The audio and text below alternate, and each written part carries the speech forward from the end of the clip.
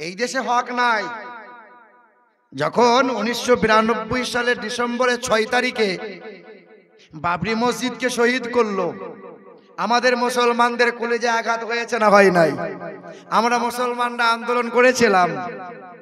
ওই সময় দিল্লির আদালত বলেছিল যে রাম মন্দিরের ইতিহাসের রামের কোনো চিহ্ন নাই। এই ইতিহাস বাবরি মসজিদের এইখানে কোনো জন্মস্থান নাই রামের কোনো চিহ্ন নাই। তবে মুসলমানরা তোমরা উত্তেজিত হইও না, এটা বাবরি মসজিদ যখন শহীদ হয়েছে এই জায়গায় রাম মন্দির হবে। ভাইরা আমার সোনার টুকরো বন্ধুরা আমার, যে এই কথা বলেছিল যে সেখানে রামের কোনো ইতিহাসের চিহ্ন নাই, সেই জজকে ব্যারিস্টারকে সঙ্গে সঙ্গে রাতে রাতে বদলি করে দেওয়া হলো। আবার ম্যাজিকের মতো তাদের একটা পুতুল বসিয়ে আমাদের বিরুদ্ধে, মুসলমানদের বিরুদ্ধে সেখানে বাবরি মসজিদ শহীদ করার পর রাম মন্দির হলো। মুসলমানরা বলল একটা মসজিদ গেছে যাক, তবে হিন্দু মুসলমান সম্প্রীতি এই দেশে বজায় থাক।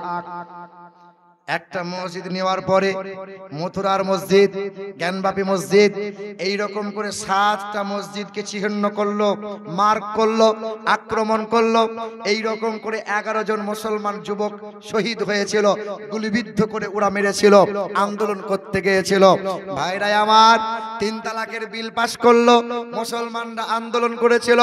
আবার নূপুর শর্মা যখন নবীর চরিত্র নিয়ে কটূক্তি করলো, শুধু মোথাবাড়ি নয়, মালদাহ নয়, বাংলার মানুষ শুধু নয়, গোটা বিশ্বের মুসলমানরা সবাই এক আওয়াজে বলেছিল নূপুর শর্মার ফাঁসি চাই, ফাঁসি চাই। বলো মুসলমান, তার ফাঁসি কি হয়েছে? এখন বর্তমানে ওয়াকফ সম্পত্তি নিয়ে ওরা বলছে মুসলমান তোমাদের ওয়াকফ গুলো আমাদের দিয়ে দাও, তোমাদের ভালো চাই। আমার জায়গা দান করলাম মসজিদে, আমার জায়গা দান করেছি কবরস্থানায়, মাদ্রাসায়, মক্তবে, মাজারে। বাংলার মাটিতে যে পরিমাণে ওয়াকফের সম্পত্তি আছে, শুধু বাংলার মাটিতে যে পরিমাণে ওয়াকফের সম্পত্তি আছে, এই ওয়াকফের সম্পত্তি যদি এক জায়গায় করে বিক্রয় করা হয়, ভারতের জমিনে যত পরিমাণে ওয়াকফের সম্পত্তি যদি এক জায়গায় করা হয়, এই বাংলাকে 2 বার বিক্রি করে কেনা হবে, 2 বার করেই করা হবে। মানে এত পরিমাণে ওয়াকফের সম্পত্তি। ওদের দেবত্ব সম্পত্তি আছে। আমরা মুসলমান কোনোদিন আমরা বলি না তোমাদের দেবত্ব সম্পত্তি আমাদের শরিকানা নাও, আমাদেরকে ঢোকাও, আমাদের হাতে তুলে দাও।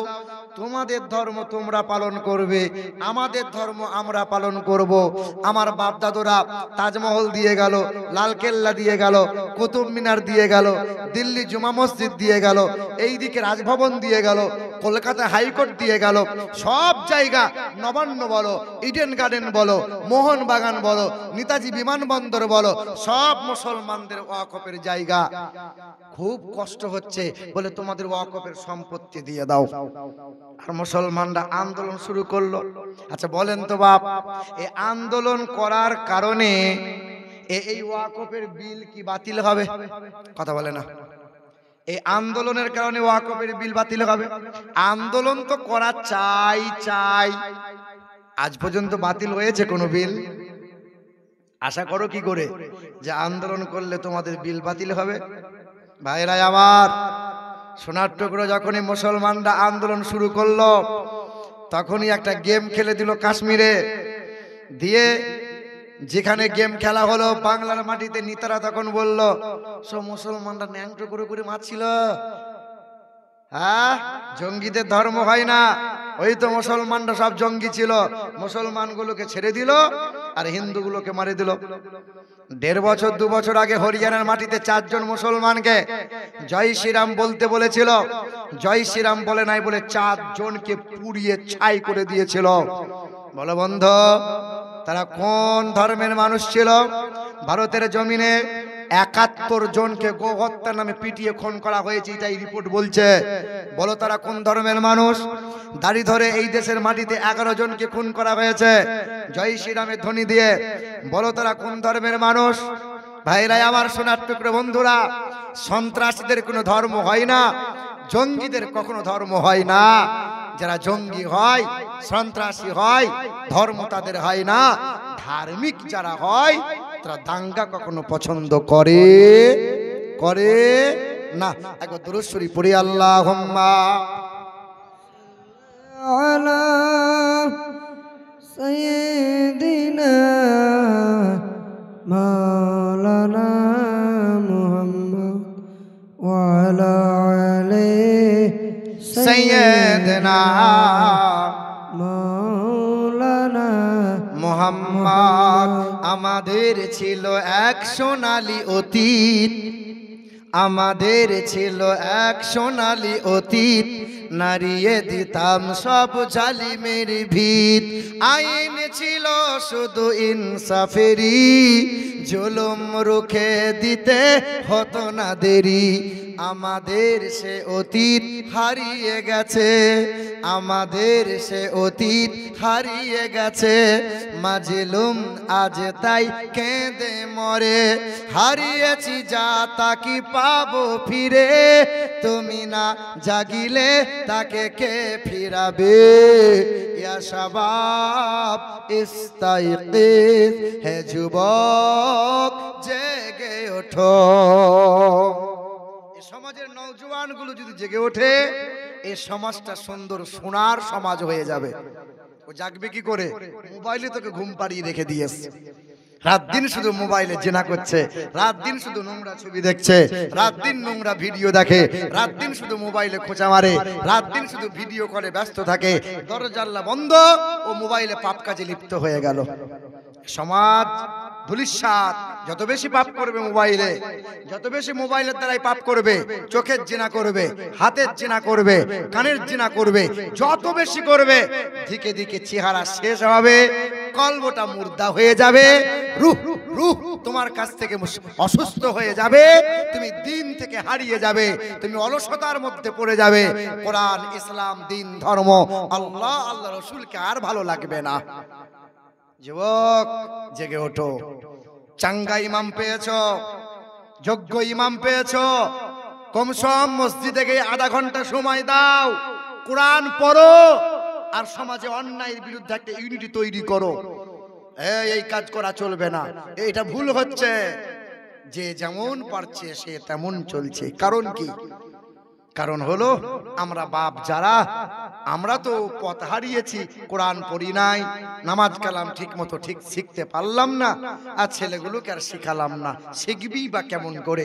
শিশুকালে ছেলের হাতে মোবাইল ধরিয়ে দিয়েছে, ছেলে এখনো মা বলতে পারে না, কিন্তু মোবাইলে খোঁচা মারতে পারে। বলো বলো, এই মোবাইলের দ্বারাই কত হাফেজের হাফেজগিরি চলে গেল। হাতে কলমে দেখাবো, এই মোবাইলে ওই বসিরহাটে একজন পীর সাহেব, এই মোবাইলের দ্বারাই তার পীরত্ব শেষ হয়ে গেল। এই মোবাইলে ছেলে মেয়েদের লেখাপড়া মাথায় চলে গেল। এই মোবাইলের কারণে তোমার ছেলের ভবিষ্যৎ তুমি বাপ মা নষ্ট করে দিয়েছো। এই মোবাইলের জন্যই সংসারে আগুন লেগেছে। এই মোবাইলের কারণে স্বামী স্ত্রী মিল মহাব্বত থেকে দূরে সরে গেছে। এই মোবাইলের কারণে আজ গল্প করা কম হয়ে গেছে। এই মোবাইলের কারণে বড়কে শ্রদ্ধা করে না, ছোটকে স্নেহ করে না, উলামাদের ইজ্জত করে না। এই মোবাইলের কারণে অল্প দিনে চোখ নষ্ট হয়েছে, ব্রেন নষ্ট হয়েছে, কলব মুর্দা হয়েছে। কারণ ভাই তোমাদের অনুরোধ করে বলি, ছেলেদের হাতে মোবাইল কম দাও। এই জিনিস তত ভালো নয় যতটা ভালো মনে করে তুমি ছেলের হাতে তুলে দিয়েছো। মুসলমান বাবাজিরা, ভাইরা আমার, এই দেশের মাটিতে কোনো ন্যায় অন্যায়, ন্যায়ের বিচার আছে। ন্যায়ের বিচার। একজন পীর সাহেব মুরিদকে বলছে, বাবা, যে দেশে তেলের দাম যা, ঘিয়ের দাম তাই। তেলের দাম যদি 100 টাকা কেজি, ঘিয়ের দামও। বাবা মুরিদ, বাবা, ও বাবা, সেখানে অন্যায় হয়, ন্যায় বিচার নাই, ঘি বেশি খাবি না। মুরিদ তখন বলছে, হুজুর, সস্তায় পেয়েছি, ঘি খাবো না মানে? মুড়িতে ঘি, চায়ে ঘি, ভাতে ঘি, ও ঘি খেয়ে 3 মাসে গর্দান মোটা করেছে।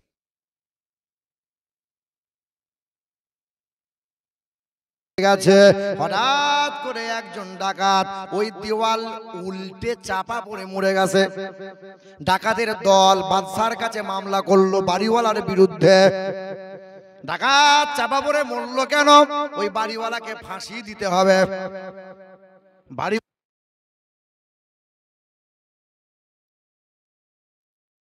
একজন ডাকাত দেওয়াল চাপা পড়ে মারা গেছে। ডাকাতের দল কি করলো? বাদশার দরবারে মামলা করে দিল, হুজুর ওই বাড়িওয়ালার ফাঁসি চাই। বলে কেন? ডাকাত মরলো কেন? বাদশা বললে বাড়িওয়ালাকে ধরে নিয়ে আয়। ওই বাড়িওয়ালাকে নিয়ে যাওয়া হলো। হুজুর আমার কোনো দোষ নাই, ওই রাজমিস্ত্রিকে টাকা দিয়েছিলাম, কন্টাকে দিয়েছিলাম, রাজমিস্ত্রি গোলমাল করেছে। বলে এক কাজ কর, বাড়িওয়ালাকে ছেড়ে দে, ফাঁসি দেবো তো রাজমিস্ত্রিকে দেবো। রাজমিস্ত্রি কেমনে পাঁচিল দিয়েছিলে বলো? রাজমিস্ত্রি বলে হুজুর আমার কোনো দোষ নাই, লিভারকে বলেছিলাম মশলা মাখা, গোলমাল করেছে, পাতলা নরম করে দিয়েছিল। বলে কাজ কর, রাজমিস্ত্রিকে ছাড়, লিভারকে ধরে নিয়ে আয়। ওই জুগারকে ধরে নিয়ে আসা হলো। লিভার বলে হুজুর আমার কোনো দোষ নাই, বালি দিলাম, সিমেন্ট দিলাম, এবার পানি দেবো। এমন সময় রাস্তা দিয়ে একটা হাতি যাচ্ছিল, লাফ মেরে বালতিটা উল্টে দিল, যত পানি ছিল উল্টে গেল, মশলা একটু নরম হয়ে গেছে। বলে এক কাজ করে হাতিওয়ালাকে ধরে নিয়ে আই, ফাঁসি দেবো হাতিওয়ালাকে। এ ভাই, যে দেশে বাস করছি কোনো অন্যায় ন্যায় ন্যায়ের কোনো বিচার নাই। রাত দিন মুসলমানদের বিরুদ্ধে কটাক্ষ করে, কখনো বলছে মুসলমানগুলোকে কেলিয়ে বার করব, কখনো বলছে মুসলমানদের দাড়ি ধরে ছিঁড়ে দেব, কখনো বলছে মুসলমানদের টুপি ছিঁড়ে দেব, কখনো বলছে কোরআনটা নিষিদ্ধ করা লাগবে, কখনো বলছে ভারত থেকে মুসলমানগুলোকে বিতাড়িত করব। কোনো অ্যাকশন নাই, কোনো মামলা নাই, অন্যায়ের বিরুদ্ধে কোনো হুঙ্কার নাই, কোনো কেস কাচারি নাই। আপনি কিছু বলেন সঙ্গে সঙ্গে অ্যাকশন। এ ভাইরা আমার, হাতিওয়ালা বাদশার দরবারে আদালতে দাঁড়িয়ে গেল। বাদশা বলল তোর হাতিটা কেন পানি উল্টে দিয়েছিল বল। হাতিওয়ালা বলে হুজুর হাতি নিয়ে শান্তভাবে যাচ্ছিলাম, এমন সময় একজন মহিলা পায়ে এত নুপুর পড়েছিল ঝুমুক ঝুমুক, এমন করে হাঁটছিল, ওর পায়ের নুপুরের আওয়াজে হাতি চমকে গিয়েছিল, তাই তো পায়ে করে বালতি উল্টে দিয়েছে। বলে এক কাজ কর, ওই মহিলাকে ধর, ফাঁসি দেবো। মহিলা বলে হুজুর আমার কোনো দোষ নাই, স্বর্ণকারকে টাকা দিয়েছিলাম, ওকে বলেছিলাম জিনিস ভালো করে বানাইতে, ও ঝুমুক ঝুমুক একটু বেশি বানিয়ে দিয়েছে। এক কাজ কর, স্বর্ণকারকে ধরে নিয়ে আই। স্বর্ণকার এই রকম ভুল কি করে করলি বল। হুজুর জাহাপানা ভুল হয়ে গেছে, রুগা পাতলা স্বর্ণকার, ফাঁসির দড়িটা গলায় যেমন দিয়েছে ফুরুত করে বেরিয়ে যায়, লাগে না। বলে এক কাজ কর, গর্দানওয়ালা, মোটা গর্দানওয়ালা ধরে নিয়ে আই, তাকে ফাঁসি দেবো। ওই মুরিদ যে ঘি খেয়ে খেয়ে গর্দান মোটা করেছে, বেচে বেচে মুরিদকে ধরেছে, চল ফাঁসি তোর হবে। গর্দান যার মোটা, গর্দান মোটা ওয়ালা ফাঁসি হয়ে যাবে। মুরিদ বলছে সর্বনাশ, পীরের কথা শুনি নাই, পীরের কথা মানি নাই। আমার পীর সাহেব বলেছিল যেখানে তেলের দাম যা, ঘিয়ের দাম তাই, ওখানে ন্যায় বিচার নাই, ঘি বেশি খাবি না, বিপদ আসবে। আজ ফাঁসির মঞ্চে দাঁড় করিয়ে দিয়েছে, বলেছে তোর শেষ ইচ্ছা কি বল। বলে আমি পীরের সঙ্গে দেখা করব। হুজুর আপনি বলেছিলেন ঘি খেতে মানা করেছিলেন, আপনার কথার বাইরে আমি হালুয়া মানে ঢালাও ঘি খেয়েছিলাম, ভাতে ঘি, চায়ে ঘি, মুড়িতে ঘি, সর্বদাই ঘি খেয়েছিলাম। ও ভাইরা আমার, ও সোনার চাঁদ বন্ধুরা আমার, সুধী মানুষেরা একটু ধ্যান দাও। তখন পীর সাহেব বলে বাবা তুই আমার মুরিদ, আমি তোকে বাঁচাইবো, চিন্তা করিস না। ফাঁসির মঞ্চে দাঁড়িয়ে বলবে তাড়াতাড়ি ফাঁসি দাও, তাড়াতাড়ি ফাঁসি দাও, আর আমি এখান থেকে বলবো ফাঁসি আমাকে দাও। ফাঁসির মঞ্চে দাঁড় করানো হলো, মুরিদ বলছে তাড়াতাড়ি ফাঁসি দাও। বেটা চুপ কর, না ফাঁসিটা এখনই দিয়ে দাও, আমি এখনই ফাঁসি চাই। বাদশা বলছে কি ব্যাপার, সবাই তো মরার ভয়ে প্রাণ বাঁচানোর জন্য একটু অনুরোধ করে, এ ফাঁসি চাই ফাঁসি চাই কেন করে। আর পীর সাহেব দেখে ওখানে বসে বসে বলছে ফাঁসি আমাকে দাও। বলে পীর মুরিদে এরকম কি করছো? বলে আমরা দেখতে পাচ্ছি ফাঁসি হলেই জান্নাত, ফাঁসি হলেই। বাদশা বলছে এই সুযোগ আর ছাড়া যাবে না। বাদশাহ বলছে মুরিদ তুই নাম, ফাঁসিটা আমাকে দে। এ বাবাজিরা ভাইরা আমার, বলতে এটাই চাইছে, কে অপরাধ করে ফাঁসি কার হয়, ভুল কারা করে, কার নামে বিচার হয়। এই দেশের মাটিতে এমনই হয়। এই কিছুদিন আগে মেদিনীপুর কাঁথি এলাকায় 180 ঘর মুসলমান বাস করে, মধ্যখানে 30 ঘর মুসলিম কষ্ট করে মসজিদ বানিয়েছে। আহারে 5 বেলা নামাজ হয়, 5 ওয়াক্তে নামাজ হয়। মুসলিম রাতের বেলায় জয় শ্রীরামের ধ্বনি দিয়ে মাইকটা নামিয়ে ভেঙে দিল। মুসলমানরা সকালবেলায় বলল, এ কাজ করলে কারা? জয় শ্রীরামের তিলক কাটানো ধ্বনি দিয়ে বলল, এ কাজ আমরা করেছি, কি করবে করো। 180 ঘর, মধ্যখানে 30 ঘর মুসলমান, কি করবে? প্রশাসন তোমাদের হাতে, আর্মি পুলিশ তোমাদের হাতে, আদালত তোমাদের হাতে, উকিল ব্যারিস্টার তোমাদের হাতে, সাংবাদিক মিডিয়া তোমাদের হাতে। যা ইচ্ছা তাই করবে, করে নাও। তবে ইতিহাস ভুলে যেও না, 5 বছর আছো পর, তারপরে হয়তো থাকবে না। বিশ্বকে শোষণ করেছিল নমরুদ বাদশাহ, গোটা বিশ্বের বাদশা ছিল নমরুদ। বাড়াবাড়ি করেছিল। ইব্রাহিম নবী আলাইহিস সালাতু ওয়াস সালামকে ডাক দিয়ে বলেছিল, ও ইব্রাহিম নবী, তোমার আল্লাহকে বলো, আল্লাহ বাড়াবাড়ি করছে, কি করবি? বলে আল্লাহকে মার্ডার করব। ওই নমরুদ শয়তান তীরধনুক বানিয়েছিল, পাহাড়ের চূড়ায় দাঁড়িয়েছিল, আকাশে নাকি আল্লাহ আছে, সোজাসুজি তীর মেরেছিল, উড়ন্ত পাখির গায়ে লেগেছিল, রক্তমাখা তীর জমিনে ফিরে এলো। নমরুদ কেঁচা মেরে মহা আনন্দে বলেছিল, আল্লাহকে মার্ডার করে দিলাম। আল্লাহর ফেরেশতারা বলেছিল, আল্লাহ ও বড় বাড়াবাড়ি করছে, পাখনাগুলো ভাঙা লাগবে, ও বড় বাড়াবাড়ি করছে, আল্লাহ যাব নাকি? আল্লাহ বলেছিল, ফেরেশতা তোদের যাওয়া লাগবে না। বলেন তো বাপ, গোটা বিশ্বকে শোষণ করলো নমরুদ। ওই নমরুদকে জব্দ করার জন্য আল্লাহর ফেরেশতারা কি এসেছিল? আসতে হয়েছিল। কোন জিন জাতিকে আসতে হয়েছিল। আল্লাহর বড় সৈনিক, আকারে ছোট, তার নাম মশা, পৃথিবীতে হাজির হয়ে গেল। কান দিয়ে ঢুকেছিল, মগজে কামড় দিয়েছিল, যন্ত্রণা শুরু হয়েছিল। 2 জনকে দাঁড় করিয়েছিল, বাড়ি মার, আঘাত কর, জুতাই করে মারে বাড়ি। মারতে মারতে মাথা ফেটে গেল, নমরুদের নাক দিয়ে মশা বেরিয়ে গেল।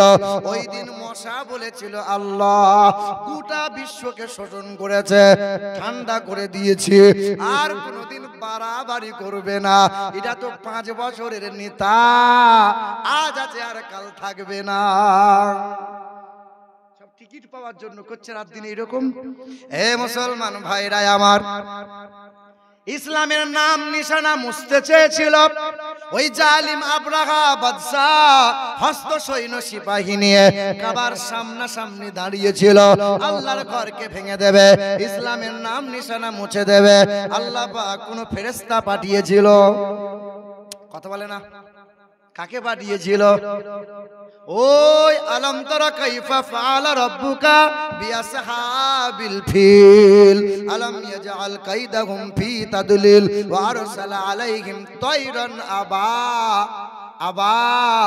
আকাশের উড়ন্ত পাখি, ঝাঁক ঝাঁক পাখি আবাবিলকে বলেছিল, যা জমিনে চলে যা, কাকর মুখে তুলে উড়তে থাক। কাকর নিয়ে উড়েছিল, আল্লাহর অর্ডার হয়েছিল।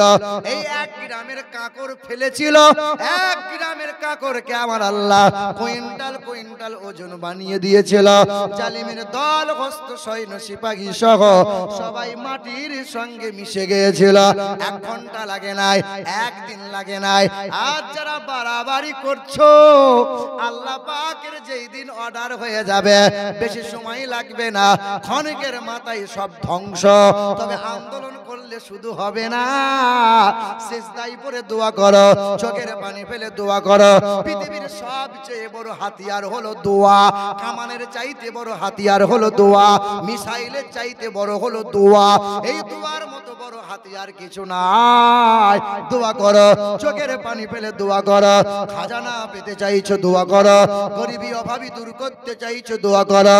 নবীর সাচ্চা উম্মত হতে চাইছো, দরুদ পড়ে দোয়া করো। হে মুসলমান, আগলে শানে দরুদ পড়ো, নবীজির মহব্বতে দরুদ পড়ো। খুতবাতে না আহলে বায়াতের শানে দরুদ পড়তে হয়, হ্যাঁ নামাজে দরুদ পড়তে হয়, দোয়াতে দরুদ পড়তে হয়। যে দোয়াতে দরুদ নাই, যে ওয়াজে দরুদ নাই, যে ইবাদতে দরুদ নাই, সেই দোয়া মালিকের দরবারে কবুল হবে কিনা? তবে ভেড়ার দল যদি আন্দোলন করে, নামাজ নাই, কুল নাই, পেশাব করে পানি নাই, তাই তো নাকি? গরু ছাগলের স্বভাব তো এইটা। গরু ছাগল কি খাওয়ার আগে বিসমিল্লাহ বলে খায়? কথা বলে না। গরু ছাগল কি খাওয়ার আগে বিসমিল্লাহ বলে খায়? কে খায়? কারা খায়? মুসলমান খায়। সবাই খায়? সবাই কি পেশাব করে পানি নেয়? কারা নেয়? মুসলমান নেয়, নবীর উম্মত নেয়। সব মুসলমান মুসলমান। এ ভাইরা আমার, তা গরু ছাগলের স্বভাব এইটা। দেখবে ছোটবেলায় মায়ের পিছনে পিছনে গরু ছাগল ঘোরে, আপনার খিদে পিয়াস লাগলে পরেই দুধ পান করে। যখন গরু ছাগল কুকুর বিড়াল বড় হয়, বাপ মাকে খেতে পড়তে দেয়, খেতে পড়তে দেয়, বাপ মাকে আর ভাত দেয় গরু ছাগল। তোমার গ্রামে কত জানোয়ার আছে ওই রকম, কত কত অমানুষ আছে ওই রকম, যারা বড় হবার পরে বাপ মাকে খেতে পড়তে দেয় না। আর মহরম এলে পরে ইয়া হুসাইন, ইয়া হুসাইন, মনে হচ্ছে হুসাইনের কলিজার টুকরো। ও সাংঘাতিক ব্যাপার। যে বাপ মাকে খেতে দেয় না, সে বেদবাকে কি করে খেতে দেয়? যে বাপ মাকে ভালোবাসতে পারে না, সে আলেম উলামাদের ভালোবাসে কেমন করে? যে বাপ মাকে ভালোবাসতে পারে না, সে এতিমের মাথায় হাত কেমনে বোলায়? যে বাপ মাকে খেতে পড়তে দিতে পারে না, সে ইমাম পাককে মহব্বত করে কেমন করে? এই মুসলমান ভাইরা আমার শোনার টুকরো বন্ধুরা, শুধু মানুষেরা, হক কথা বলবো তো নাকি? হক কথা বলবো তো। আপনাকেও তো বলা লাগবে হক কথা, শুধু হ্যাঁ হ্যাঁ বলেন বললে হবে না। মসজিদে বসে বসে তসবিহ টানচার বলছে, যে যা করছে করুক, যে মরছে মরুক, আমি তো ভালো আছি। এর নাম মুসলমান নয়। শুধু তসবিহ টানলে শুধু পাক্কা সাচ্চা মুসলমান হওয়া যায় না। যদি নরম দিয়ে ইসলাম প্রচার হতো, মাত্র কয়েক বছরে শতখানা যুদ্ধ করা লাগতো না। নরম, তার সাথে গরম ছিল। ইসলাম ধর্মে আবু বকর নরম ছিল, তো পাশাপাশি ওমরে ফারুক গরম ছিল। মুসলমান সোনার টুকরো বন্ধুরা আমার, শুধু মানুষেরা, আমারই গ্রামের মসজিদ কমিটি ছিল, আমার সঙ্গে সম্পর্কে চাচা হয়। মসজিদ কমিটি, জুম্মার দিন মসজিদে ঢুকবো, জুম্মা পড়বো, পাশাপাশি বাড়ি, চোখ নজর রেখেছে চাচার দিকে। দাড়িটা চেষে একদম প্লেন করেছে, বিরাসে করে নিয়ে চুলে লাগাচ্ছে। আনো চাচা, কি লাগাও? বলে বাপ রং করছি। কি করো? বলে রং করছি, এখন কলপ করছি। আনো এই তো মোটামুটি 74-75 বছর বয়স। এই 74 বছর বয়সে এখনো চুলে রং করছো কেন? তখন বলছে, বাপ তুই জানিস আমার বয়স 74, তোর চাচি জানে আমার বয়স এখন 74। ওই পাড়া ভাবিরা কি জানে? ওপরে পাকা হতে পারে, ভেতরে মাল সব কাঁচা। বলো বলো। হ্যাঁ, আমার শিক্ষিত মুসলমান, এর ভিতরে কি আল্লাহর ভয় আছে? এ তো ধোঁকাবাজ। এ মানুষকে ধোঁকা দেবে যে এখন আমার বয়স হয়নি। এ মুসলমান, গোটা রমজান মাসে খবর নাই, রমজান মাসে রোজা নাই, ঈদের দিনে দেখবেন সামনে কাতারে বসে রয়। ইমাম সাহেব তাকিয়ে দেখে বলে, সর্বনাশ, এ তো মানুষ নয়, তো ফেরেশতা একদম।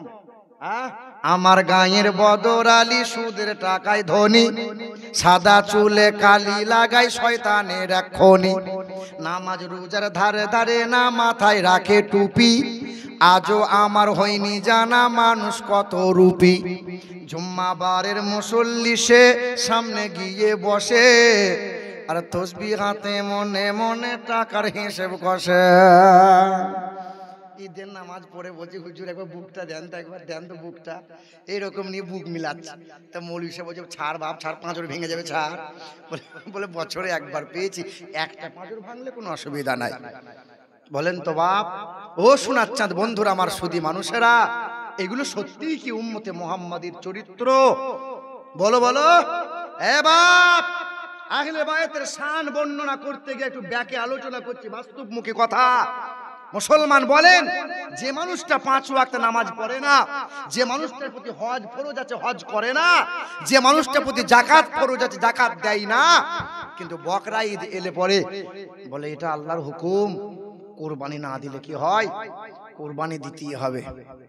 এবার বলেন তো, 7 জন ভাগ, 7 জন মিলে একটা আপনি গরু দিচ্ছেন কোরবানি, আর 7 জনের মাঝে একজন সুদখোর, 6 জনের কোরবানি হবে?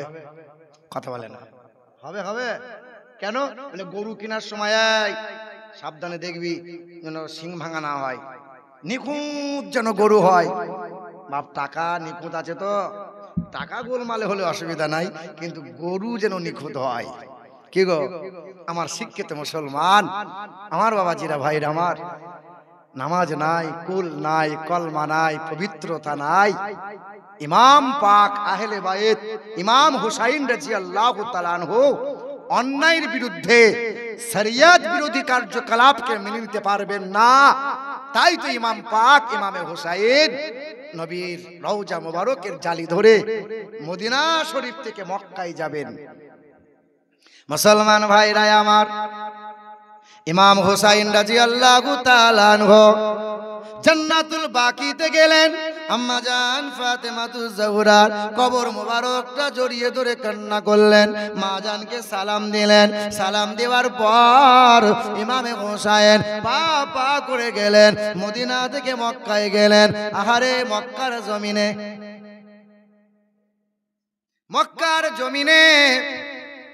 মক্কার জমিনে 430 কিলোমিটার রাস্তা কয়েক মাস সফর করে তিনি মদিনা থেকে মক্কায় গেলেন। মক্কার জমিনে যাওয়ার পর সাহাবায়ে কিরামগণ সলা পরামর্শ দিলেন, ও নবী মুস্তাফার নওয়াসা, ও আমাদের ইমাম ইমামে হুসাইন রাদিয়াল্লাহু তাআলা আনহু, আপনি কুফার মসজিদে যাবেন, কুফায় আপনি যাবেন না, কারবালার দিকে আপনি রওনা দেবেন না। মক্কা থেকে কুফার রাস্তা হলো 1700 কিলোমিটার রাস্তা। কত রাস্তা? 1 মাসের সফর নয়, কম বেশি 9 মাসের সফর ছিল। মদিনা থেকে মক্কা, মক্কা থেকে কুফা 1700 কিলোমিটার রাস্তা, 1 মাস যাই। এখানে তাবু খাটায়, আবার তারা হাঁটতে থাকে, ঘোড়া উট চলতে থাকে, আবার তাবু খাটায়। এই রকম করতে করতে যখন তিনি চলে গেলেন ওই কারবালার ময়দান, বারবার ঘোড়াগুলো ঘুরে ঘুরে একই জায়গায় দাঁড়ায়। ইমামে হুসাইন নেমে গেল। ইমাম জয়নুল আবেদিন জমিন থেকে মাটি নিয়ে এলো। ইমামে হুসাইন মাটিটা নাকে নিয়ে শুকলেন। ইমামে হুসাইন অবাক হয়ে গেলেন, চোখ চড়ক গাছ হয়ে গেল। আব্বাজান সিফফিনের যুদ্ধ করতে এসে এই জায়গার মাটি নিয়েছিলেন, আমি ইমাম হুসাইনকে শুকিয়েছিলেন। আমার আব্বা বলেছিলেন এমন একটা জায়গায় হাজির হবে, বারবার ঘোড়া সেই জায়গায় তোমাকে নিয়ে আসবে, সেই জায়গায় তাবু খাটিয়ে নেবে। এই জায়গার এই মাটির রক্ত সেই দিনও গন্ধ ছিল, আজও এই মাটির গন্ধ বার হয়, রক্তের গন্ধ, রক্তের গন্ধ। এই জায়গা হলো কারবালার ময়দান। বালা বড় কাছাকাছি, মুসিবত বড় কাছাকাছি। কারবালা এই ময়দানে তাবু খাটিয়ে নিলেন। মুহররমের 2 দিন আগে 29 তারিখে ইমাম পাক ইমামে হুসাইন রাদিয়াল্লাহু তাআলা আনহু তিনি তাবু খাটিয়ে নিলেন। আহা নামাজ ইবাদত চলে। জালিমের দল জানতে পেরে গেল যে জালিমেরা ইমাম মুসলিমকে হত্যা করেছে, শহীদ করেছে। মুনাফিক অর্থের লোভে লালসাই পড়ে কাউকে আঘাত, কাউকে লালসা দেখিয়ে একের পর এক মানুষ সব যখন পিছু পা হয়ে গেল, ইমাম হুসাইনের বিরুদ্ধে শত শত বাহিনী সামনে চলে গেল। আমার ইমাম বলেছিলেন, হয় এজিদের মুখোমুখি বসতে দাও, এজিদের সামনাসামনি বসে কথা বলবো, ফয়সালা করে নেব, না হয় আমাকে এই কুফার জমিন থেকে মদিনা রাস্তা ধরিয়ে দাও, আমরা বাড়ি ফিরে চলে যাব। আমরা যুদ্ধ করার জন্য আসি নাই, আমরা যুদ্ধ করার জন্য আসি নাই। এ মুসলমান ভাইরা আমার, আজ বর্তমানে একদল শয়তানরা বলে এজিদ হক ছিল, এজিদের নামের পাশে বলে রাদিয়াল্লাহু আনহু। এক দল বলে, আবার একটা দল আছে তারা বলে এজিদের বাবার নাম হযরতে মুয়াবিয়া রাদিয়াল্লাহু তাআলা আনহু। ওরা বলে মুয়াবিয়া কাফের ছিল। আরে নূহ নবীর সন্তান জাহান্নামী, তাই বলে কি নূহ নবীকে গাল দেবে? লূত নবীর বিবিটা জাহান্নামী, কোরআন বলে, তাই বলে কি লূত নবীকে গালমন্দ করবে? না ভাইরা আমার, মুয়াবিয়া রাদিয়াল্লাহু তাআলা আনহু বিখ্যাত সাহাবী ছিলেন, কাতিবে ওহী ছিলেন। আহারে নবী মুস্তাফা সাল্লাল্লাহু আলাইহি সাল্লামের শালক ছিলেন। মুসলমান ভাইরা আমার, মুয়াবিয়া রাদিয়াল্লাহু তাআলা আনহু নবীর সাহাবী। একদল বলে ওই যে আহলে হাদিস মার্কা, ওরা বলে এজিদ হক ছিল, এজিদ হক ছিল। এখন তো মোবাইল দেখে দেখে সব মানুষেরা, ছেলেরা, যুবকেরা দিন ধর্ম শিখছে। বাংলাদেশের একজন আহলে হাদিসদের বক্তা, সে বলছে শবে বরাতের রাত্রিতে রাত জাগরণের চাইতে যদি পতিতালয়ে রাত কাটাও তার চাইতে অনেক ভালো। জোরে বলো। হা হা হা হা, ছি ছি ছি ছি, কত বড় কথা বলো দেখিনি বাবা। কাদের মুখে এই কথাগুলো সাজে? কারা বলে এই কথা? ওরা মুসলমান কি করে বলো? যাদের মনে প্রাণে আহলে বায়াতের প্রেম নাই। রাসূলুল্লাহ সাল্লাল্লাহু আলাইহি সাল্লাম যাদেরকে কোলে নিয়ে, যাদেরকে কাঁধে নিয়ে ঘোড়া ঘোড়া খেলা শিখিয়েছেন, করিয়েছেন, রাসূলুল্লাহ যাদের চেহারায় বারবার চুমা দিয়েছেন, রাসূলুল্লাহ বলেছেন আমি হুসাইন হতে, হুসাইন আমার হতে। রাসূলুল্লাহ যাদেরকে কলিজার মধ্যে আঁকলে রাখতেন, ওরা নামাজ পড়বে, কোরআন পড়বে, সব পড়বে, কিন্তু আহলে বায়াত মানবে না। নবী মুস্তাফার বাগানের ফুলকে ওরা মেনে নিতে পারবে না। আওলাদে রাসূলকে যারা মোহাব্বত করে না, তারা আবার কেমনে ইমানদার? রবি বিন সুলাইমান বলে একজন আল্লাহ পাকের বুজরুগ বান্দা ছিল, খুব গরিব মানুষ। হজ ফরজ হয় নাই, কিন্তু মনে বড় আশা, আমি একবার নবীর দেশে যাব, আমি নবী মুস্তাফা রওজা মুবারকটা জিয়ারত করব। আওলাদে রাসূলের প্রতি মোহাব্বত করা লাগবে। হে মুসলমান, তো রবি বিন সুলাইমান অল্প অল্প করে পয়সা টাকা জমিয়ে জমিয়ে হজে যাওয়ার মতো সম্বল করে নিয়েছে। হজ তার জন্য ফরজ নয়, নফল হজ আদায় করবে। আরো সাথী সঙ্গীদের নিয়ে আরব সাগর পাড়ি দিলেন, দিয়ে কুফার জমিন দিয়ে ঘুরে ঘুরে মক্কা যাবেন। সাথী সঙ্গীরা একটু খেজুর গাছের বাগান থেকে বিশ্রাম নিয়েছে, রবি বিন সুলাইমানও বসে আছে। তো সবাই যখন ঘুমিয়ে গেছে, রবি বিন সুলাইমান তাকিয়ে দেখে ওখানে একটা মহিলা বোরকা পরে, হিজাব পরে, একটা থলি ব্যাগ নিয়ে, ছুরি নিয়ে ওই ভাগাড়ের দিকে যায় যেখানে মরা ছাগল গরু সব পড়ে আছে ওখানে। রবি বিন সুলাইমান চিন্তা করে, এই মহিলা বোধহয় গোপনে গোপনে মরা মাংস কি বিক্রি করে নাকি? মৃত্যু মাংস তো হারাম। ইন্নামা হাররামা আলাইকুমুল মাইতাতা ওয়াদ-দামা ওয়া লাহমাল খিনজির। আল্লাহ পাকের নিয়ামত অহরহ হালাল, যেইগুলো নাজায়েজ, যেইগুলো হারাম, নাম বলে বলে আল্লাহ হারাম করে দিয়েছে। শুনছেন? যদি আপনাকে কেউ প্রশ্ন করে কিয়াম করা নাজায়েজ, জায়েজের দলিল লাগে না, না জায়েজের দলিল লাগে, তুমি যে না জায়েজ বললে দাও। দেখেন আল্লাহ বলছেন আফগানিস্তানে মেয়েকে বিয়ে করো, বোঝাতে চাইছেন পাকিস্তানে মেয়েকে বিয়ে করো, ইন্ডিয়ার মেয়েকে বিয়ে করো। আল্লাহ নাম করে করে বলেছেন মাকে বিয়ে করবে না, খালাকে বিয়ে করবে না, চাচিকে বিয়ে করবে না। কি গো শুনছেন? যেগুলো হারাম নাজায়েজ আল্লাহ দলিল দিয়ে দিয়ে বলে দিয়েছেন। তোমরা যে পীর ধরো, দলিল দেখাও। আরে পীর ধরবো না, দলিল দেখা। মুসলমান ভাইরা আমার, রবি বিন সুলাইমান নজর করে দেখেন ওই মহিলা থলি ব্যাগ থেকে ছুরি বার করে, মরা মাংস কাটে, মাংসগুলো থলির মধ্যে ভরে, পা পা করে যায়, গলি দিয়ে যায়, পিছনে পিছনে খোঁজ নাই কোথায় যায়। লক্ষ্য করে দেখে ওই ঘরের মধ্যে ঢুকে গেল, দরজাখানা বন্ধ করে দিল। রবি বিন সুলাইমান ছুটে গিয়ে দরজায় আওয়াজ দেয়, মা দরজা খোল, মা দরজা খোল, মা। রবি বিন সুলাইমান বলে, মা মরা মাংস খাবি না রে মা, মরা মাংস খাওয়া হারাম, খাবি না মা। রবি বিন সুলাইমান দরজা খুলতে বলে, মহিলা দরজা খুলে, কে ব্যাপার, কে বাবা তুমি?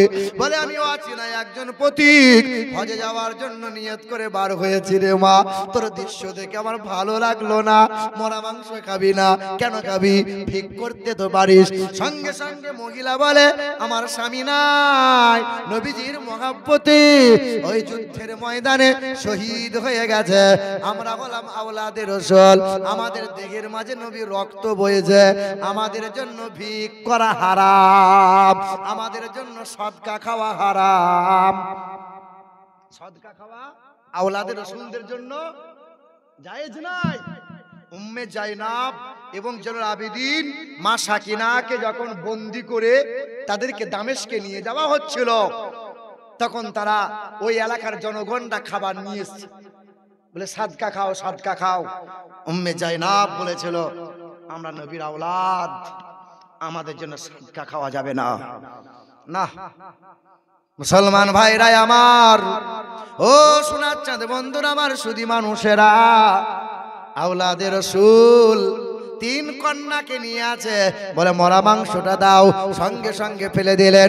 হজে যাওয়ার টাকা নিয়ে কি করলেন? রবি বিন সুলাইমান গোশ মাংস, আটা কিনলেন, চাল কিনলেন, আর পোশাক কিনে নিয়ে এলেন। টাকা শেষ, রবি বিন সুলাইমান দিয়ে দিলেন।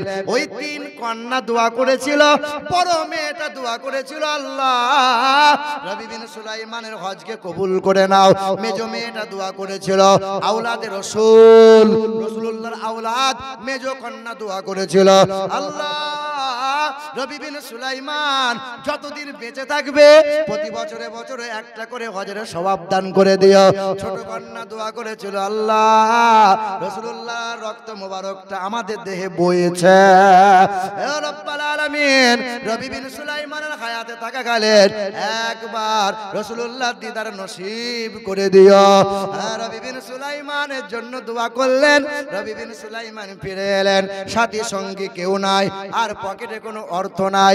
মনটা খারাপ করে বাড়ি ফিরে গেল। হজে যাওয়া হলো না। 40 দিন পার হয়ে গেল। সবাই যখন হজ করে ফিরে আসছে, রবি বিন সুলাইমান আরব সাগরের ধারে গেছে। সবাই যখন নামতেছিল আর হাজিদের ব্যাগপত্রগুলো তুলে তুলে দিচ্ছিল, একজন মানুষ ছুটে এসে বলছে, এ রবি বিন সুলাইমান কোথায় গিয়েছিলে? একসঙ্গে আমরা মক্কা গেলাম, আর কাবা শরীফটা তাওয়াফ করলাম, একসঙ্গে হাজরে আসওয়াদে চুমা দিলাম, একসঙ্গে সাফা মারওয়া সাই করলাম। তুমি আমি একসঙ্গে আরাফাতের ময়দানে গেলাম, শয়তানকে ঢিল মারলাম, মাকামে ইব্রাহিমে নামাজ পড়লাম, একসঙ্গে মক্কা থেকে মদিনায় গেলাম, নবীজি রওজা মুবারকে গিয়ে সালাম জানাইলাম। তুমি আমার হাতে থলি ব্যাগটা দিয়ে কোথায় চলে গিয়েছিলে? হে রবি বিন সুলাইমান, তোমার এই ব্যাগটা তুমি আমার হাতে তুলে দিয়ে কোথায় নিখোঁজ হয়ে গিয়েছিলে? নাও নাও, থলি ব্যাগটা নাও। রবি বিন সুলাইমান চিন্তায় পড়ে গেলেন, চোখের পানি ফেলতে লাগলেন। বাড়ি চলে গেলেন, চোখের পানি ফেলতে ফেলতে নবীজির মহব্বতে দরুদ পড়তে পড়তে ঘুমিয়ে গেলেন। এমন সময় রবি বিন সুলাইমান দেখতে পায় একজন নোরানি চেহারাওয়ালা ব্যক্তি রবি বিন সুলাইমানের মাথায় হাত বোলায়, গায়ে হাত বোলায়। হে রবি বিন সুলাইমান, মন খারাপ করিস নে, চিন্তা করিস নে, এই থলির ভিতরে খুরমা আছে, খেজুর আছে, জমজমের পানি আছে, এটা তোর জন্য। তুই তো হজ পাক পালনে যাস না, তবে আল্লাহ পাক তোকে বড় পছন্দ করে নিয়েছে। হে রবি বিন সুলাইমান, আওলাদে রাসূলকে মহব্বত করার জন্য বড় মেয়ে দোয়া করেছিল, আল্লাহ রবি বিন সুলাইমানের হজ কবুল করে নাও।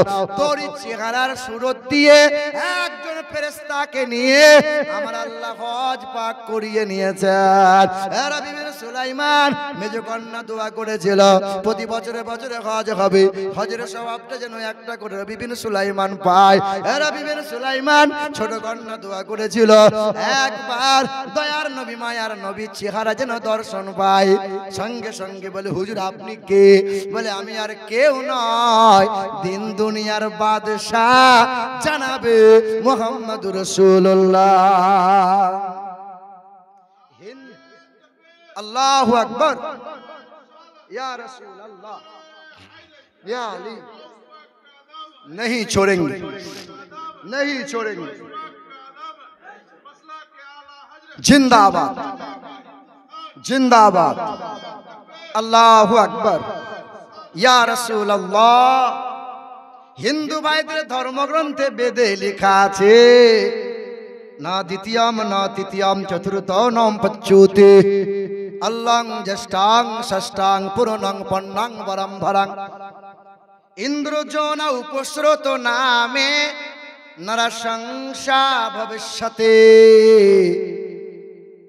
দ্বাদশং সকল বক্ষস মাধবে মাসি মাধবম জাতং দট্টা সাধু পুতরং পিতরৌ রুষ্ট মনুষ্য সম্ভালে বিষ্ণু যশাস গৃহে পাদুর্বম মহাম সুমতং বিষ্ণু যশাস গর্ভমদত্ত বৈষ্ণবাম ইতং কৌলগত প্রায় জনিষু পর ধর্মলে ধর্মত্তনাই সাতেন ভগবান পৃথিবীর জমিন থেকে একজনা গুরু আসবেন, একজনা গুরু আসবেন, তিনি অপরের মতো হবে না, অন্যের মতো হবে না, তাহার সঙ্গে কাহারও তুলনা চলে না। একজনা গুরু আসবেন, তিনি অতুলনীয়, তিনি সর্বদিক দিয়ে আলা, তিনি সর্বদিক দিয়ে আজিম, তিনি হলেন বিজ্ঞানের বিজ্ঞান, তিনি হলেন ঐতিহাসিকের ইতিহাস, তিনি হলেন সর্বদিক দিয়ে আলা ও আজিম। তিনার মতো মহাপণ্ডিত মহাবৈজ্ঞানিক পৃথিবীর জমিনে দুইটা হবে না। তিনার অনুসরণ গোলামি করবে যারা, আর আহলে বায়তের তাবেদারি করে জীবন পার করবে যারা, ইহকালে নাজাত পাবে, পরকালে হাসতে হাসতে জান্নাতি হবে। আল্লাহ নবীর মতো মহাপণ্ডিত তো কেউ নাই, আর মৌলা আলীর মতো এইরকম পণ্ডিত ছিল না, এইরকম মহাবীর কেউ ছিল না। রাসূলুল্লাহ কি বললেন? জানা মাদিনাতুল ইলম আলিয়ুন। আহা, রাসূলুল্লাহ বললেন, আমি হলাম ইলমের শহর, ইলমের নগর, আর সেই শহরের দরজা হলো আমার আলী। কে আলী? যে মাওলা আলীকে খ্রিস্টানরা প্রশ্ন করেছিল, বলো আলী, যার এক আছে দুই নাই, তো মাওলা আলী বললেন আল্লাহ। বলো তো যার দুই আছে তিন নাই, বলে দুই দিবারাত্রি। বলো যার তিন আছে চার নাই, তো মাওলা আলী এইরকম করে 10টা সওয়ালের প্রশ্ন করেছিলেন। ইতিহাস বলে 22 জন খ্রিস্টান পাদ্রী কালেমা পড়ে মুসলমান হয়েছিল। মাওলা আলীকে আমার রাসূলুল্লাহ পাঠিয়েছিলেন, যেখানে কোনো ইসলাম ধর্মের মানুষ নাই, ওই খ্রিস্টানদের মাঝে গিয়ে কালেমার দাওয়াত দাও। ইলমের দরজা যাকে বলা হয় মাওলা আলী, পাণ্ডিত্য দেখিয়ে খ্রিস্টান ধর্মের মানুষেরা কালেমা পড়ে ইমানদার হয়েছে। আমার রাসূলুল্লাহ যখন মক্কা থেকে মদিনায় যায়, আব্দুল্লাহ বিন সালাম ইহুদিদের সরদার ছিল। আমার রাসূলুল্লাহকে 3টে প্রশ্ন করেছিল।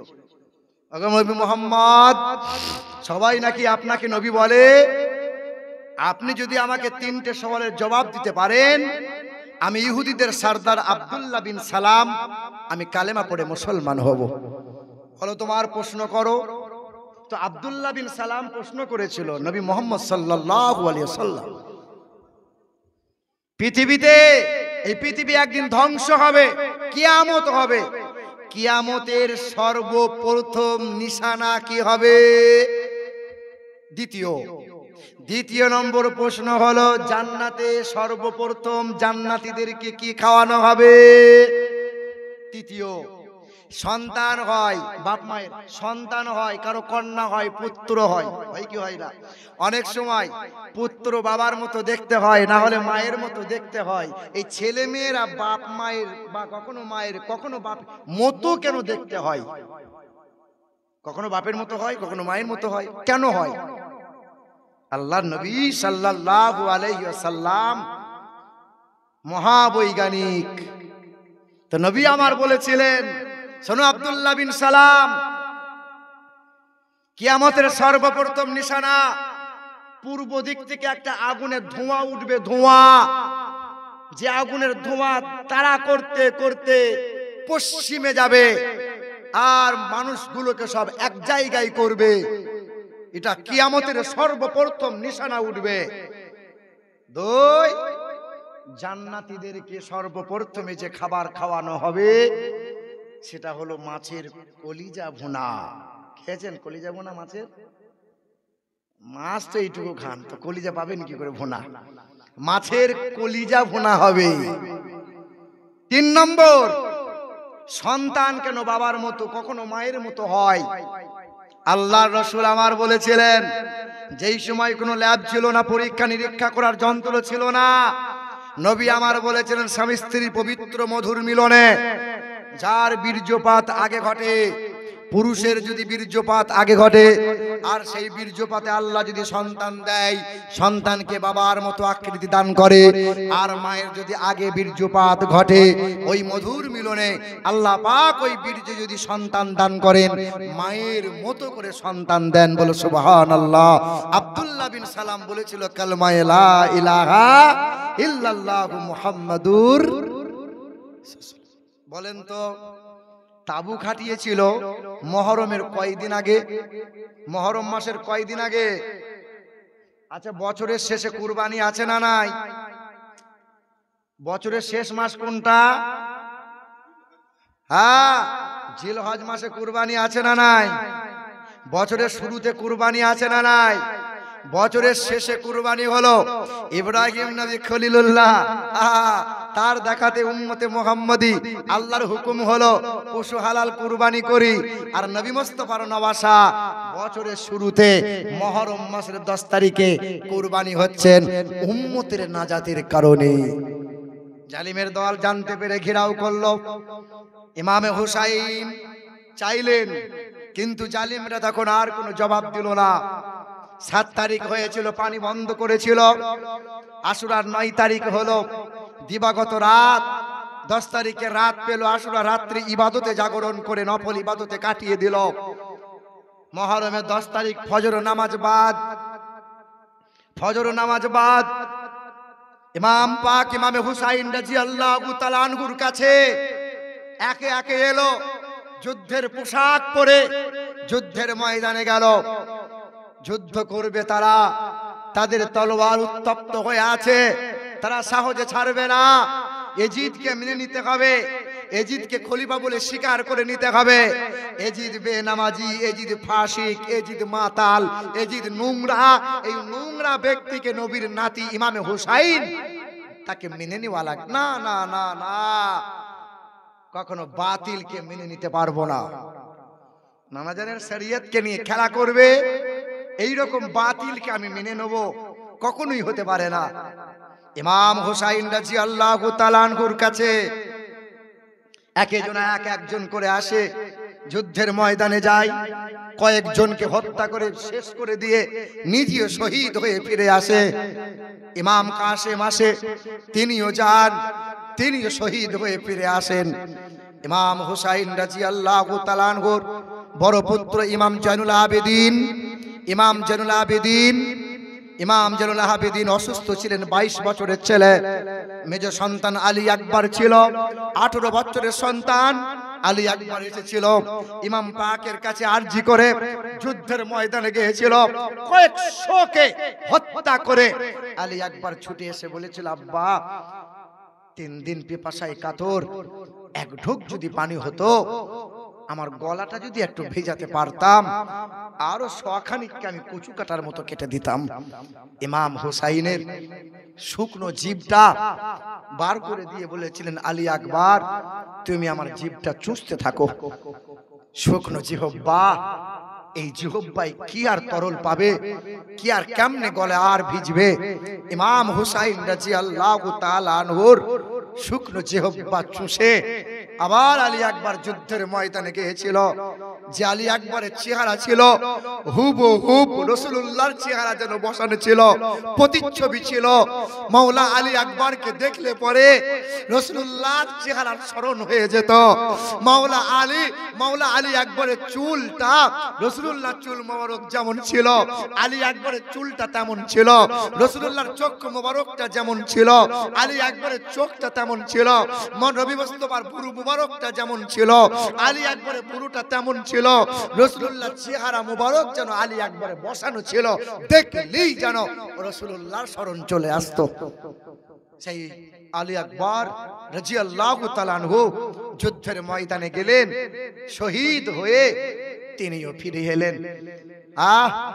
আলী আসগারকে, দুধের বাচ্চা আলী আসগারকে কোলে নিয়ে বলেছিলেন, হে জালিমের দল, আমার সাথে দুশমনি থাকতে পারে, আমার সাথে কোনো সমস্যা ঝামেলা বাঁধতেই পারে, কিন্তু এই মাসুম দুধের বাচ্চা, এর সাথে তো কোনো শত্রুতা নাই, দুশমনি নাই, দাও না একটু পানি দাও। জালিমের দল বিষ মাখানো তীর মেরেছিল। কচি বাচ্চা, দুধের বাচ্চা, 6 বছরের শিশু, আহারে 6 বছরের বাচ্চা, সবে এখন ছুটাছুটি করত, সবে এখন ছুটে এসে মায়ের কোলে আদর পেত। বাচ্চা ছুটে এসে আব্বার কাঁধে চড়ে বসতো। আলী আসগারকে তীর মেরেছিল। আলী আসগার বলেছিল, দাদা জান, ওগো ইব্রাহিম নবী খলিলুল্লাহ, আপনার ইসমাইলকে কুরবানি করতে গিয়ে দুম্বা আল্লাহ পাঠিয়ে জবাই হয়েছিল, তাই উম্মতে মুহাম্মাদি এখনো কুরবানি করে। আর আমি মহান মালিকের সন্তুষ্টির জন্য, এই উম্মতের নাজাতের জন্য আমার নিজ দুধের কলিজার টুকরা আলী আসগারকে খোদার রাহে কুরবানি করে দিলাম। নাও জয়নাব, নাও, তোমার এই ভাইপো আর কোনোদিন পানি পান করবে না, হাউজের কাউসারে পানি পান করে নিয়েছে। ইমাম হুসাইন আরজ করে বিবি জয়নাবের তরে, নয়ন ভরে দেখে নাও গো, আসব কি না আর ফিরে, আসব কি না আর ফিরে, দাও গো দাস্তার নবী মুস্তাফার, শেরে খোদার তলোয়ার খানি, ও মা ফাতেমা জননী, শহীদ তরে ফোরাত তীরে কুরবানি বন্ধ করেছে পানি। ইমাম হুসাইন রাদিয়াল্লাহু তাআলা আনহু ছুটে গিয়ে ইমাম জেনারেল আবিদিনের মাথায় পাগ চাপিয়ে দিয়ে খিলাফতের দায়িত্ব দিলেন। ইমাম জেনারেল আবিদিন অসুস্থ, আব্বা জানের হাতটা ধরে বলছেন, আব্বা একবার আমাকে নিয়ে চলো, আমাকে যুদ্ধের ময়দানে একটু ছেড়ে দাও না আব্বা, আমিও 2-4 জনকে দিয়ে আসি। ইমামে হুসাইন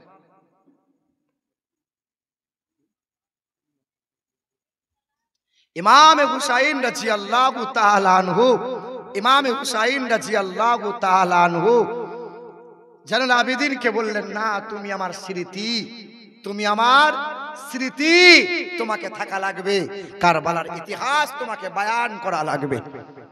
আমরা তো সবাই কম বেশি শুনে এসেছি মুসলমান, ইমাম হুসাইন রাদিয়াল্লাহু তাআলা আনহুকে আমরা তো মহব্বত করি বলেন। সেদিন জাইনাবের কাছে বলেছেন, বোন জাইনাব, তুমি আজকে আমাকে সাজিয়ে দাও, দাও না, দাও। আমির হামজা রাদিয়াল্লাহু তাআলা আনহুর লৌহ পোশাক ফানা পরলেন, নবী মুস্তাফার পাগড়ি মোবারকটা মাথায় বাঁধলেন, জুলফিকার ডান হাতে তুলে নিলেন, আর দুলদুল ঘোড়ার পিঠে চড়বেন। এমন সময় বোন জাইনাব বলেন, বিবি জাইনাব আরজ করে ইমাম হুসাইনের তরে, মুসিবত সাদকা দিলে আল্লাহ পাক ওই রহম করে, আল্লাহ পাক ওই রহম করে। আগন মোহাম্মদ ভাইজান, আগন মোহাম্মদ করেছে ফরিয়াদ, হবে তারা কুরবানি, ও মা ফাতেমা জননী। ইমাম হুসাইনের 2 ভাগনা, একটা আওন একটা মোহাম্মদ, ছুটে এসে বলছে, মামা জান, চাচা গেল, একে একে সবাই গেল, দাও না, আমরা 2 ভাই মিলে যাই। আওন মোহাম্মদ ছোট শিশু বাচ্চা, 9 বছর 11 বছর বয়স। আরে 2 ছোট বাচ্চা বলে, মামা কোনোদিন তোমার কাছে কোনো কিছু আবদার করি নাই, আমার মা কোনোদিন তোমার কাছে কোনো কিছু আবদার করে নাই, আজকে এতটুকু আবদার। আমরা দুই তোমার ভাগনা যুদ্ধের ময়দানে শহীদ হয়ে, মামা আমাদেরকে আপনি নির্দেশ দেন, একটু অর্ডারটা দিয়ে দেন। আল্লাহ রসুলের নওয়াসা ইমামে হুসাইন বললেন, দুধের বাচ্চা মাসুম যুদ্ধের ময়দানে যাবে। আওন মোহাম্মদ দৌড়ে গেল, কচু কাটার মতো কয়েকজন জালিমকে কেটে দিয়ে শহীদ হয়ে গেলেন, পৃথিবী থেকে বিদায় নিলেন। ইমামে হুসাইন রাদিয়াল্লাহু তাআলা আনহু দুলদুল ঘোড়ার পিঠে চড়বেন। উম্মে সাকিনা ছুটে গিয়ে দুলদুল ঘোড়ার পিছনের পা দুটো বুকের মাঝে টিপে ধরেছেন। দুলদুল দুলদুল, আমার আব্বাকে নিয়ে যাস না, আমার আব্বাকে নিয়ে যাস না। অবলা পশু মানুষের ভাষা বুঝতে পারে, অবলা পশু। আহা, কেমন প্রেমিক ছিল।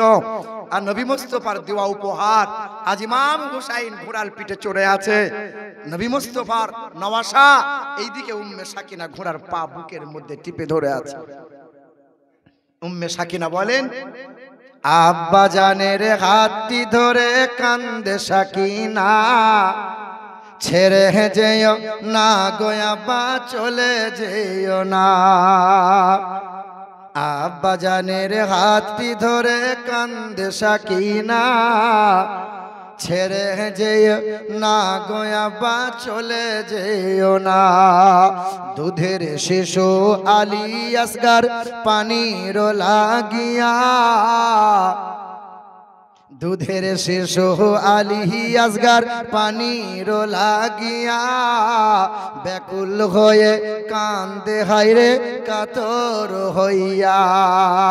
এ জিদেরা করলো শহীদ, জালিমেরা করলো শহীদ, পানি দিল না, ছেড়ে যেও না গো আব্বা, চলে যেও না। ইমাম হুসাইন উম্মে সাকিনাকে বুকের মধ্যে নিলেন, কপালে চুমা দিলেন, আর চুমা দিয়ে বললেন, মা সাকিনা, আমাকে যে যাওয়া লাগবে, নানাজানের দিনকে জিন্দা করা লাগবে, নানাজানের উম্মতকে জাহান্নাম থেকে রেহাই করানোর জন্য, সঠিক রাস্তা দেখানোর জন্য, হক বাতিল পার্থক্য করার জন্য আমাকে যে যাওয়াই লাগবে। উম্মে সাকিনাকে সান্ত্বনা দিয়ে জাইনাবের কোলে তুলে দিলেন। ইমাম হুসাইন রাদিয়াল্লাহু তাআলা আনহু কারবালার ময়দানে উত্তপ্ত তলোয়ার চালাতে গেলেন। এমন করে তলোয়ার চালিয়েছিল, শত হাজারো জালিম ধ্বংস হয়েছে। তখন ইমাম হুসাইনের তলোয়ার ক্ষান্ত ক্লান্ত হয় নাই। কুফার জামে মসজিদের আজান শুনেছিল, তলোয়ারকে থামিয়ে দিয়েছিল। জালিমের দল চতুর্দিক থেকে তীর ছুঁড়েছিল, ইমাম পাক তলোয়ারকে জমিনে গেড়েছিলেন আর বলেছিল, জালিমের দল, আমাকে আসরের 2 রাকাত নামাজ পড়তে দাও। মুহররম মাসের 10 তারিখে আসরের নামাজ পড়বে 2 রাকাত। ইমাম পাক মুসাফির হালতে, তাই ইমাম হুসাইন রাদিয়াল্লাহু তাআলা আনহু 2 রাকাত নামাজের নিয়ত করেছিলেন। নামাজ অবস্থায় জালিমের দল গর্দানে খঞ্জর লাগাইয়ে আমার ইমাম পাককে শহীদ করেছিলেন। শামে কারবালার ইতিহাস বলে যে ইমাম পাককে এমন করে আঘাত করা হয়েছিল, 37টা তলোয়ারের জায়গা আঘাত করেছিল, খণ্ড খণ্ড করেছিল। ৭০টা ঘোড়া দিয়ে ইমাম পাকের ওপর চালিয়েছিল, দৌড়াইয়েছিল। আমার ইমাম হুসাইন রাদিয়াল্লাহু তাআলা আনহুর চেহারায় 118টা বর্ষার আঘাত হয়েছিল। আমার ইমাম পাকের চেহারায় শত শত তীরের আঘাত, তলোয়ারের আঘাত। আমার ইমাম হুসাইন রাদিয়াল্লাহু তাআলা আনহু এই তোমার আমার জন্য ইসলামকে জিন্দা করেছেন, নানাজানের কল্যাণ, উম্মতের কল্যাণের জন্য নিজেকে কারবালার ময়দানে শহীদ যেমনই হয়ে গেল, তাবুতে খেমাতে সব আগুন লাগিয়ে বন্দী করে নিল। মুসলমান শব্দ শোনা কথা প্রতি বছরে বছরে হয়। আমি মুসলমান আপনাদের এটাই বলতে চাই, প্রতি বছরে একবার করে এই মাহফিলটা দেবেন ইমাম পাকের নামে, কারণ ইমাম হুসাইনকে স্মরণ করা ইবাদত, আল্লাহ খুশি হয়। ইমাম হাসান হুসাইনকে স্মরণ করেছিলেন নামাজে নবী মুস্তাফা, ৭২ বার সিজদায় পড়ে ৭২ বার একই তাসবিহ নবী জুবানে পড়েছিলেন। স্মরণে ইমামে হুসাইন ছিল। ইমাম হুসাইনকে স্মরণ করা, গুণগান করা, ইমাম হুসাইনের শানে এই রকম ওয়াজ মাহফিল করা, ইমাম হুসাইনের মোহাব্বতে তাবারক বিতরণ করা, গরিব অসহায়দের পিপাসার মানুষকে পানি পান করানো, বস্ত্র দান করা, সব ইবাদত হচ্ছে। মুসলমান মুসলমান, এই প্রতি বছরের ন্যায় এই বছরে আগামী বছরেও হবে। একজন ইমাম হুসাইন রাদিয়াল্লাহু তাআলা আনহুর মুহাব্বতের মানুষ, ইমাম পাক আলাইহি ইমাম রাদিয়াল্লাহু তাআলা আনহুর মুহাব্বতের মানুষ, আলী আসগার, আলী আকবার, ইমাম কাসেম, শুহাদায়ে কারবালার মুহাব্বতের মানুষ একজন হাত তুলে বলেন যে আগামী বছরের জন্য 2,000 টাকা দেব ইনশাআল্লাহ। আপনি দেবেন? কি নাম? মীর বানু আলী মেম্বার, কিন্তু মেম্বারের কাছে 2,000। আচ্ছা মাশাআল্লাহ, আলহামদুলিল্লাহ আমাদের মেম্বার বাবু। আচ্ছা ঠিক আছে, এখন 2,000 দিয়েছে, আলহামদুলিল্লাহ। আমাদের বানু আলী সাহেব প্রথম উনি দিয়েছেন 2,000 টাকা ইমাম পাকের মহাব্বতে। দ্বিতীয় নম্বর আর কেউ আছেন? দ্বিতীয় নম্বরে 2,000 টাকা দেনেওয়ালা কোন আল্লাহর বান্দা? আপনি কি নাম? মীর সেলিম আলী। মাশাআল্লাহ, নারে তাকবীর, নারে রিসালাত। মীর বানু আলী মেম্বার, মীর সেলিম আলী আমাদের মেম্বার বাবু দেবেন 2,000, সেলিম আলী দেবে 2,000, আলহামদুলিল্লাহ। 3 নম্বরে কোন মায়ের লাল? 3 নম্বরে আপনি দেবেন। মাশাআল্লাহ, কি নাম বড় ভাই? মীর আরাবুল আলী, আবুল আলী। এই দেখেন 3 জন হলো আমাদের বানু আলী, সেলিম আলী, আবুল আলী। 3 জন হলো, সব নামের পাশে মওলা আলীর নামের যুক্ত। আলী, আলী, আলীর মতো মহাবীর দ্বিতীয় কেউ হবে না। আহারে মুসলমান। 4 নম্বরে নবীর 4 খলিফা। মাশাআল্লাহ, আপনার কি নাম? কি নামটা বললেন? মুখলিস। মাশাআল্লাহ, মুখলিস। হ্যাঁ মাশাআল্লাহ, মুখলিস দেবে 2,000 টাকা। 5 নম্বরে পাক পাঞ্জাতন। দেখি ইনশাআল্লাহ কেউ ভাগ্যবান কে আছে।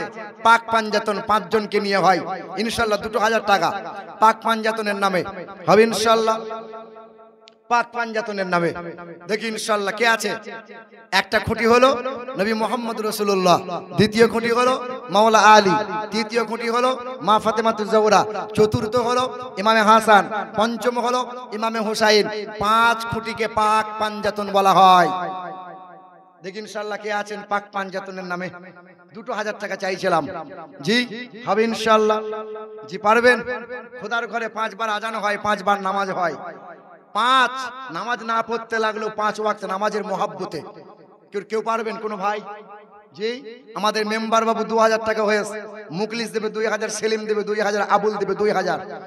বলেন না ইনশাআল্লাহ, বলেন না পাক পাঞ্জাতনের নামে খুশি করে বলেন না। না না, বালা মুসিবত দূর হবে। এই দেখেন স্বামীর নামে আসমা বেওয়া। আল্লাহ পাক তার স্বামীর কবরে জান্নাতি হওয়া, জান্নাতি মেওয়া দান করো। পাক পাঞ্জাতনের নামে আসমা বেওয়া 2,000 টাকা আমাদের 500 টাকা। আলহামদুলিল্লাহ, নারে তাকবীর, নারে তাকবীর, নারে রিসালাত। এই দেখেন 2,000 টাকা আমাদের মেম্বার বাবু আবুল আলী, সেলিম আলী, মুখলেস আলী 4 জনা হয়েছে। 500 টাকা আসমা বিবি, কিন্তু 2,000 টাকা চাইছিলাম। 5 নম্বরে 2,000 চাইছিলাম। আচ্ছা আলহামদুলিল্লাহ 2,000 টাকা চাইছিলাম। মা বোনরা দিয়েছে 150 করে, আরো দেবে। দেখেন না কোনো মা বোন পারবেন না, 500 1,000 করে দেন। আর এখানে 5 নম্বরে পাক পাঞ্জাতন নামে আপনি দেবেন। কি নাম আপনার? মীর জয়নুল আলী, আব্বার জন্য দেবে 500 টাকা। মীর জয়নুল আলী মাশাআল্লাহ। 2,000 টাকা পাক পাঞ্জাতনের নামে চাইছিলাম। আচ্ছা মাশাআল্লাহ, ওখানে নামটা লিখাবেন বেনামিতে।